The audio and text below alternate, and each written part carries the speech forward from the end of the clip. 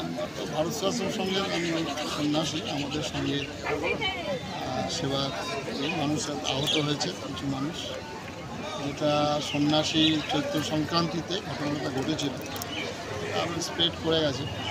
বহু মানুষ ভাই বোন তারা আহত হয়েছেন, তারা চিকিৎসায় রয়েছেন মেডিকেল কলেজে, কিছু ছাড়া পড়েছেন, দুইজন খুব সিরিয়াস এখন আছে। গোবিন্দ ঠাকুরে আছেন। প্রাথমিক শক্তিপুরে যেটা প্রাথমিক কেন্দ্র ট্রিটমেন্ট করে কিছু ছেড়েছে, এখনও অ্যারেস্ট হয়ে আছে। তাদের জামিন টামিন করার চিন্তা ভাবনা হচ্ছে, ভালো করা যায়, মানুষের উপকার করে। দেখুন একজনের অবস্থা এখনও খারাপ হয়েছে, সিরিয়াস ফ্যামিলি খুবই দুর্বল, গাড়ি চালাতো, তার সব বাদ দিয়ে আমরা কিছু সাহায্য করলাম যাতে ফ্যামিলি চাল ডাল অন্তত ভাত ডাল খেতে পারে, তার একটু ব্যবস্থা করে আসা হলো।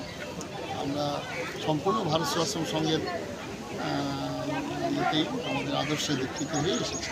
এখন আছে দুজন আর রবীন্দ্রনাথ একজন।